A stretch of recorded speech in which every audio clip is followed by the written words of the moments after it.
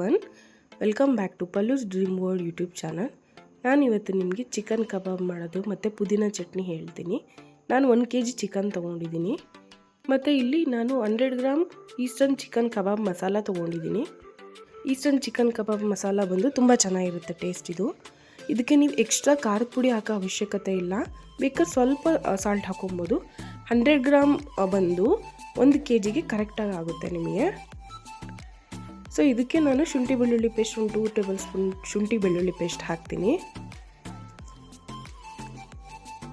1 egg ಹಾಕ್ತೀನಿ. ನೀವು 1 kgಗೆ 1 egg ಮಾತ್ರ ಹಾಕಬೇಕು.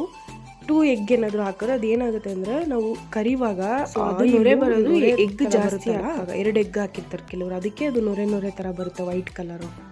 ಸ್ವಲ್ಪ ಸಾಲ್ಟ್ ಹಾಕಿದ್ದೀನಿ. 1 ಎಗ್ ಸಾಕು ಇದಕ್ಕೆ. ಸ್ವಲ್ಪ ಆಯಿಲ್ ಹಾಕ್ಕೊಳ್ಳೋಣ, ಸ್ವಲ್ಪ ಆಯಿಲ್.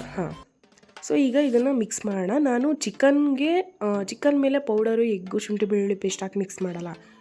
ಸಪ್ರೇಟಾಗಿ ಒಂದು ಪಾತ್ರೆಯಲ್ಲಿ ಈ ಥರ ಮಿಕ್ಸ್ ಮಾಡಿಕೊಂಡ್ರೆ ನಿಮಗೆ ನೀಟಾಗಿ ಮಿಕ್ಸ್ ಆಗುತ್ತೆ. ಹಿಂಗೆ ಮಿಕ್ಸ್ ಆದಮೇಲೆ ಇದಕ್ಕೆ ಚಿಕನ್ ಹಾಕಿ ತುಂಬ ಚೆನ್ನಾಗಿ ನೀವು ಮಿಕ್ಸ್ ಮಾಡ್ಬೋದು. ಚೆನ್ನಾಗಿ ಅದು ಎಲ್ಲ ಸೆಟ್ ಆಗುತ್ತೆ.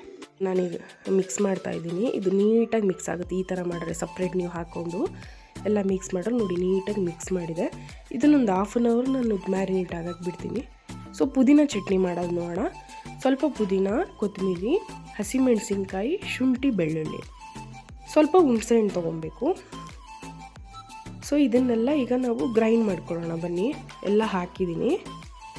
ಸ್ವಲ್ಪ ಸಾಲ್ಟ್ ಹಾಕಿದ್ದೀನಿ, ಸ್ವಲ್ಪ ಹುಣಸೆಹಣ್ಣು ಹಾಕೋಣ. ಸ್ವಲ್ಪ ಅದು ಚಟ್ನಿಗೆ ನಾವು ಎಷ್ಟು ಹಾಕ್ತೀವಿ ಅಷ್ಟು ಹುಣಸೆಹಣ್ಣು ಹಾಕೋಣ.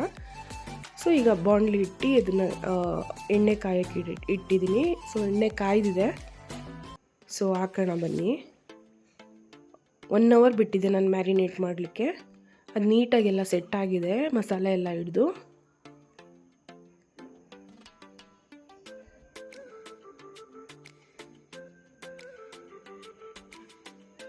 ಸೊ ನೋಡಿ ನೀಟಾಗೆಲ್ಲ ಆಗ್ತಾಯಿದೆ. ನಾನು ತುಂಬ ಹಾಕೋಕ್ಕಾಗಲಿಲ್ಲ, ಯಾಕಂದರೆ ಅದು ಮಿಕ್ಸ್ ಮಾಡಲಿಕ್ಕೆ ಅಂದರೆ ಹಿಂಗೆ ತಿರುಗ್ಸೋಕ್ಕೆ ಇದಾಗುತ್ತೆ ಅಂತ ಸ್ವಲ್ಪನೇ ಹಾಕಿದ್ದೀನಿ.